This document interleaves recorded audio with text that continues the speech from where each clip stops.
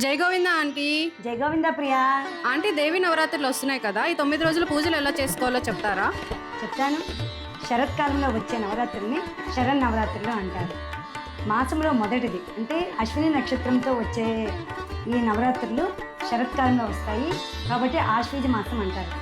శాస్త్రాలలో ఈ ఆశ్వీజ మాసం కూడా సంవత్సరాది అంటే సంవత్సరంలో మొదలుగా కూడా చెప్తూ ఉంటారు. శివశక్తులకి భేదం లేదు. అందుకే ఈ శక్తి ఉపాసన అనేది చాలా శ్రేష్టమైనది. అమ్మవారిని ఆరాధించుకోవడానికి చాలా విధాలు ఉన్నాయి, కానీ యథాశక్తి మన భారతీయ సంస్కృతిలో యథాశక్తితో ఎవరికి ఎంత శక్తి ఉందో ఆ శక్తితో చేసుకోవచ్చు.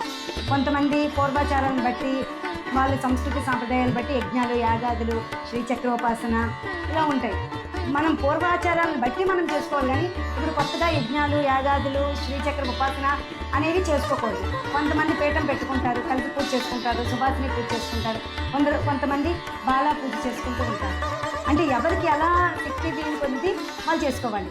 అయితే కొంతమంది మేము పూజ చేసుకోలేము, ఎలా మరి యజ్ఞాలు చేయలేము, యాగాలు చేయలేము, ఈ ప్రతిభలు చేయలేము అంటూ ఉంటారు. కాకపోతే అమ్మవారి పటం పెట్టుకొని ఉభయ సంధ్యల్లో దీపం పెట్టుకొని మనం షోడశోపచార పూజ చేసుకోవచ్చు. అలా కాకపోయినా ఒక దైవ మందిరానికి, దుర్గాదేవి గుడికి వెళ్ళి అక్కడ చక్కగా దీపం పెట్టుకొని అమ్మవారికి ఆరాధించుకుంటూ ఉండాలి. ఏది ఉన్నా లేకపోయినా భక్తి శ్రద్ధలతో భగవంతుని యొక్క స్మరణ చేసుకుంటే ఆ భగవతి ఖచ్చితంగా మనల్ని కరుణిస్తుంది ప్రియా. కాబట్టి ఎవరి శక్తి అనుసారం వాళ్ళు పూజ చేసుకుంటే చాలా శ్రేష్టమైనది. అర్థమైందా? అర్థమైందా ఆంటీ? జై గోవిందా. జై గోవిందా.